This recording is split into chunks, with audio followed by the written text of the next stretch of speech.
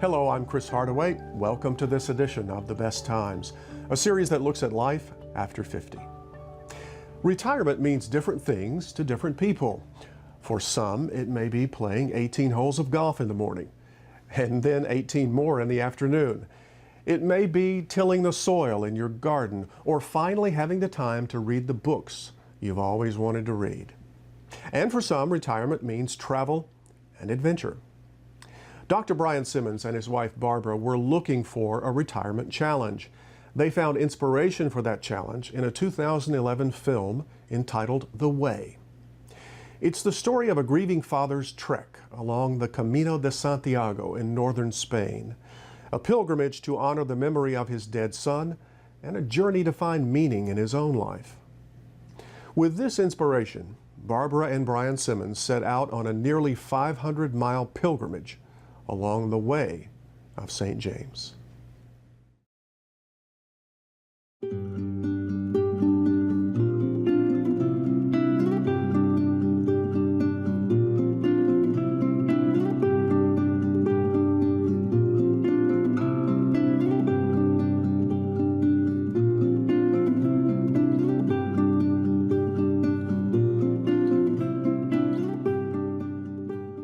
The Camino de Santiago de Compostela, or the Way of St. James, is one of the three great Christian pilgrimages of the Middle Ages. The other two are to Rome and Jerusalem. Pilgrims followed many routes from all over Europe and converged on the town of Galicia and the Cathedral de Santiago, which contains the shrine of St. James, one of the 12 apostles. Christians in the Middle Ages made this pilgrimage to atone for and reduce the punishment for their sins.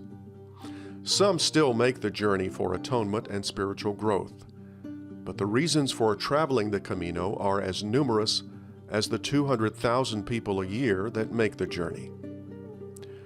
Barbara and Bryan's journey began on the French side of the Pyrenees, in a town called Saint-Jean-Pied-de-Port, and traveled nearly 500 miles through northern Spain, ending at the shrine of St. James. Before we get actually into the journey and talking about the stories, I have to ask the question, why? Why did you decide to make this trek? Well, Bryan had decided to retire in September of this past year, 2015, and he said, you know, I'd like to have a goal, you know, to quit work after 30 years of private practice, and let's have a goal. But I sort of misspoke. This was over 2 years ago. He said, when I do retire in September of 2015, let's do the Camino. He always wanted to do that, and I can have him explain why he wanted to do it. When did you hear about the Camino? Oh, probably 3 or 4 years ago when we saw the movie The Way. And we wanted a physical challenge, a challenge in terms of keeping ourselves busy, having a goal, not just falling into retirement and not, you know, doing anything but look at the internet. So we did set that goal, and when I mentioned it to Barbara, who had no physical experience, she never was on a team or a sport or anything, she liked the idea and went into training and got herself ready. Well, let's talk about that, because I'm going to have to tell our viewers that you have 2 artificial knees. Yes, it'll be 10 years in July that I had them replaced. And well, let's talk about that physical preparation. What did you go through to prepare yourself for this nearly 500-mile walk? Well, he's quite a great trainer there. We decided to start walking. We live in Harbortown, and so we would walk along the River Walk, which is at Harbortown about 2 miles. And then we decided, well, we better try a little hill, so we started at the Auction Street Bridge. That's a good hill. Oh, and he would go right up the bridge, and I would be like, oh, I don't know if I can make it. So we started out that way, and then we thought, well, this isn't going to work, going back and forth across the Auction Street Bridge 8 times. So we ended up finally walking 2 miles to the Y from our house, and then walking on an elevated treadmill for an hour, like at 5, on number 5, whatever 5 degrees of elevation. degrees of elevation. And then we'd walk back the 2 miles. So it was 5 miles, and That was a total of 7 miles, 3 miles on the 3 miles treadmill, on the and then 4 miles in the round trip walking. And we did that repetitively. It was then and another experience when we actually walked out to Wolf Chase Mall that we discovered I was blister prone. And that was important to discover because so many people on the Camino had blisters, and some of them actually failed as a result of blisters. You know, they can be very painful. And I found out and actually went to a podiatrist who helped me find a pair of shoes that were blister-free. well, you have to realize by the time he found out he had trouble with his feet, we had been training for over a year. It wasn't until after doing these 7 miles back and forth to the Y, we said, well, we better do a longer walk because we knew the Camino, there were several days that we'd have to walk 20 miles in one day. And we thought, oh.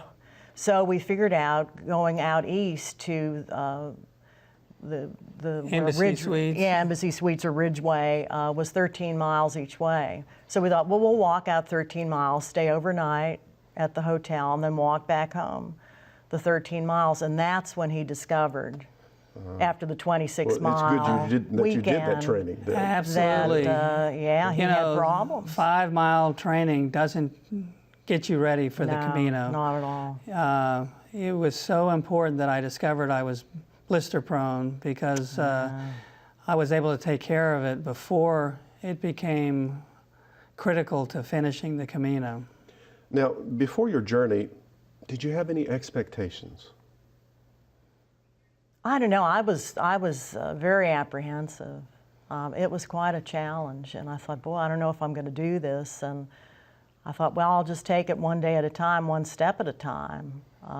If I had realized, though, all the hills involved, all the up and down severe hills we had to climb, I don't know. I know I can do them now, but Let's talk about the route. okay. Because tell me where you started, because you started on the French side of the Pyrenees, correct? Right. Saint John Pied de Port, Saint Jean, and that's where I think most pilgrims, most pilgrims that are going to do the Francais, the Camino Francais start right there. And so on the first day you go right across the border. So it's a very small amount of time in France, but also by the time you get into Spain, you've climbed like 3,000, 4,000 feet. Exactly. It was a real challenge. That the Pyrenees are a true mountain range, and it really tested us. And for the first day, Barbara was lingering behind. She barely could keep up, and I started to worry. But dadgummit, she wouldn't give up. You know, I even asked her one day in the first 3 or 4 days, Barbara, do you want me to call a taxi? And she said, never. What kept you going?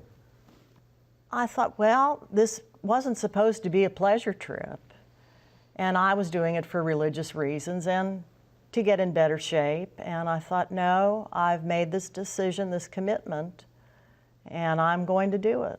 And as long as I don't get ill or get an infection in one of my feet or something, I'll be fine. I can put up with discomfort and it'll get better, and it did.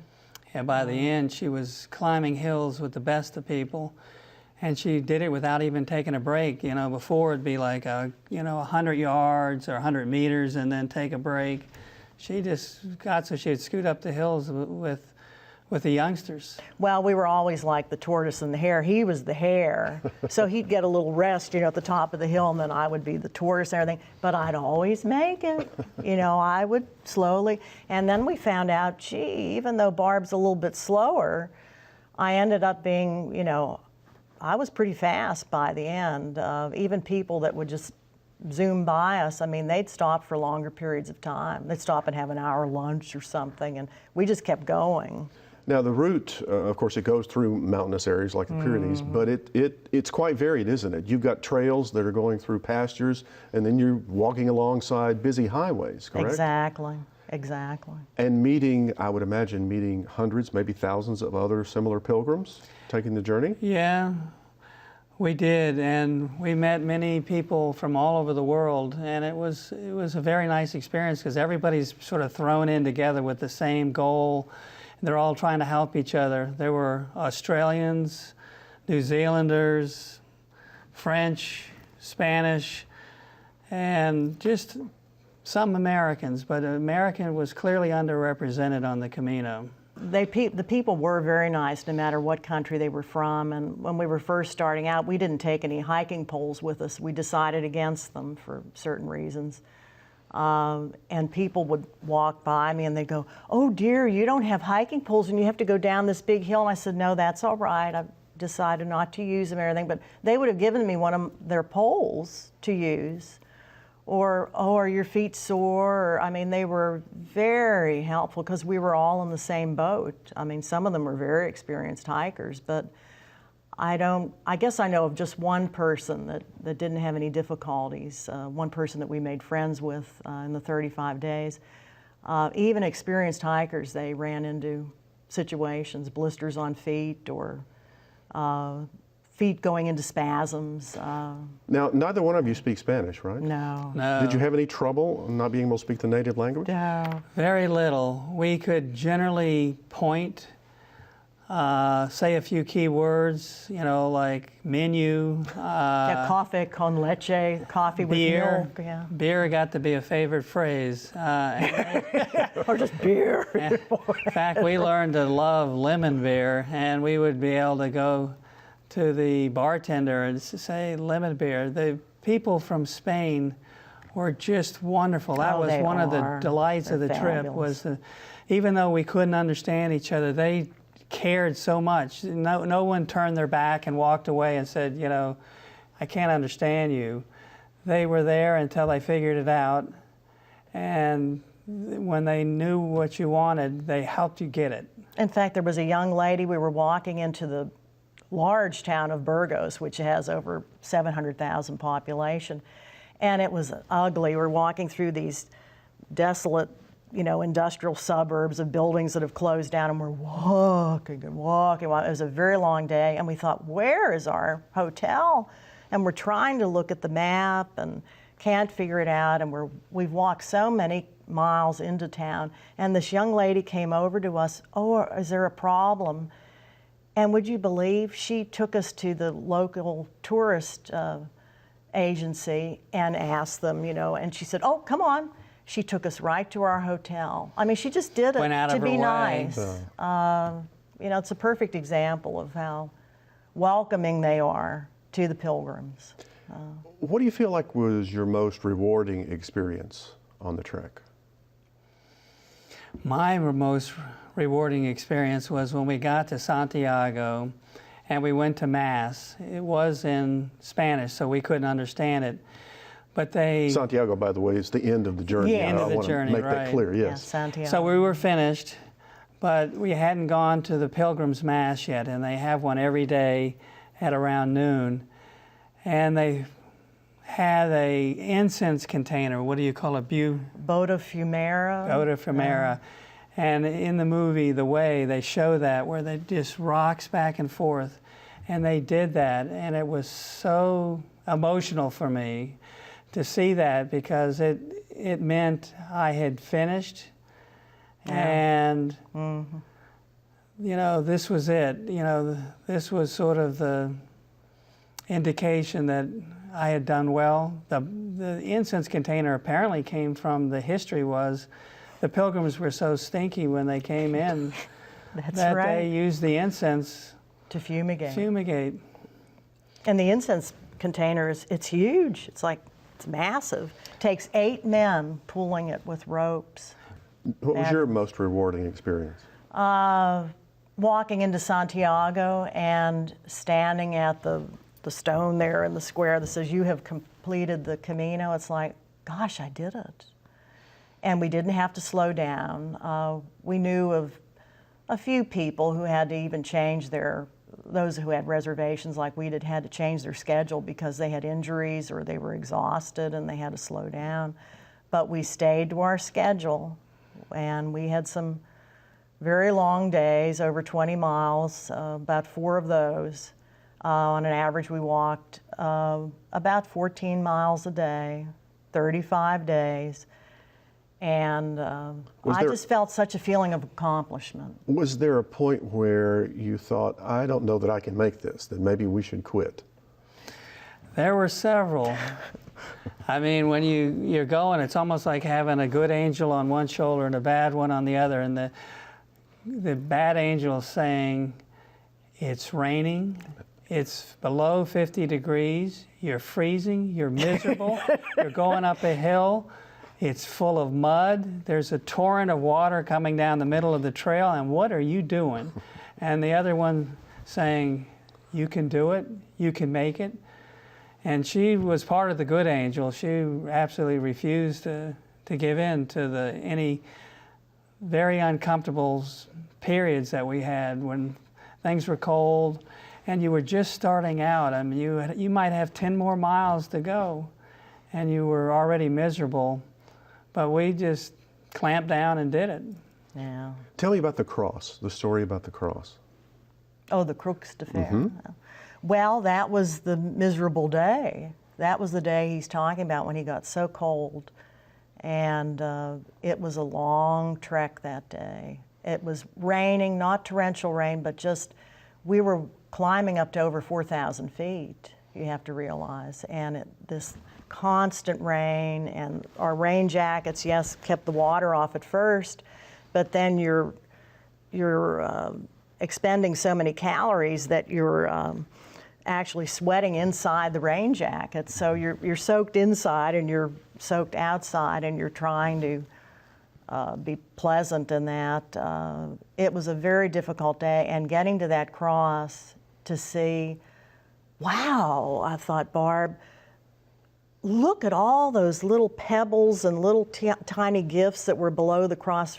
People for all these years, hundreds of thousands of people have left these little pebbles or stones from their homeland or from Saint Jean, and I thought, well, if they could do it, you can do it. And today was very difficult, but you can complete this. So it was sort of a moment of renewal. It was, for you. It was, absolutely. Yeah. At the Cruz de Ferro, that is the goal. You're supposed to once again say, what is your reason for doing this to yourself, and then to redouble your efforts to get it done. Yeah. If it's spiritual, then you get into the spiritual aspect, you pray and so on, which we did, because ours was very much a spiritual Yes, reason. it was. Well, let's talk about that, because since the Middle Ages, of course, this has been a pilgrimage that has a spiritual purpose.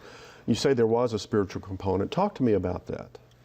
I did it for certain prayers about my family and that I'd like to keep private, but it was spiritual to show, I don't know, recommitment with God, recommitment with actually our marriage. We found out we loved being together, even though the days, some of them were pretty torturous.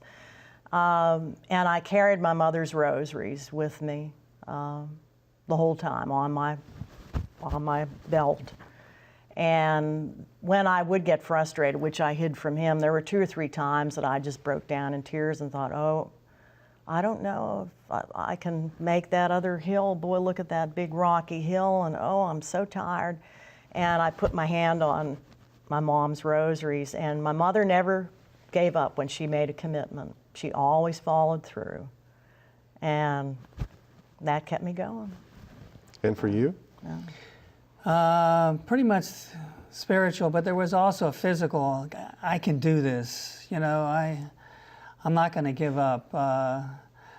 And I could have gotten rid of my backpack, but I refused. I wanted to. Yeah, he carried the pack the whole time. Do it all the way to the end. And the spiritual, we went to Mass a few times along the way. We certainly went into a number of gorgeous churches, including the one at Burgos, which is one of the most that was beautiful cathedrals I have ever seen. And that was awful inspiring as we went along, because we had a day off in Burgos, and we could really spend some time looking at the cathedral. It was was very spiritually rewarding. You know, I've heard the Walking the Camino being described as a life-changing event. And I'm curious to know what you may have learned. What did you learn on this experience? As Barbara said, one of the things we learned is that we're able to get along even under the worst of circumstances. It's wet, it's cold, you're spending hours together in such pain that you can hardly walk, and yet you're helping each other out, helping each other over rocks, pointing out, you know, holes in the sidewalk and so on, don't trip. It was very nice for our marriage. It was very rewarding in that aspect. How about you? Well, the rewards are just, I really can't name them all. It was a life-changing experience for me. I will keep up the exercise. I can now walk up the Auction Street Bridge. It's a piece of cake. I mean, there's not much to that now, that little hill. But no, I learned a lot of patience and compassion too, because you're seeing people, a lot of them, under the worst circumstances. They're tired or they're in pain. In fact, that reminds me of one lady that we met from Australia. Bryan made the comment, he goes, "Oh, that woman, she won't even smile, she won't even say hello to anyone." You know, she was staying at the same bed and breakfast and that we were a lot of the times, and we'd say, "Oh, good morning," you know, at breakfast. She wouldn't say a word. She just sat there and would sit by herself and eat her food. And we found out afterwards she was a charming woman, but the first couple of weeks her feet she was in so much pain with her feet that she couldn't even talk to people. She finally got some help, I don't know where, maybe from a foot doctor or something in Spain. But she ended up being one of the friends that we made on the Camino, and it taught me too, don't judge people, because we thought, boy, you know, she's sort of a nasty person, but she was charming, but she had a tough time at first. Both of you were on the same journey in a way, weren't you? Yeah. Yeah. And aren't we all? Yeah. Speaking of journeys, do you have plans to go back? Do you have further plans for your next adventure? Well, some people have asked us would we do it over again, and if knowing what I know now, I would do it over again, but I won't repeat it. In other words, there's no plans to go back and do it a second time. But it was so rewarding that I would clearly commit once again from the beginning. We're thinking about hiking across Scotland, the Scottish Highlands. The same company that set up our trip this time to the Camino has a hiking trip across the Scottish Highlands. It sounds wonderful. Camping, huts along the way, and beautiful mountains and lakes in Scotland. Well, go do that, and then we'll have you back on and you can talk about that. So thanks very much for being on The Best Times. Oh, thank you. Thank you.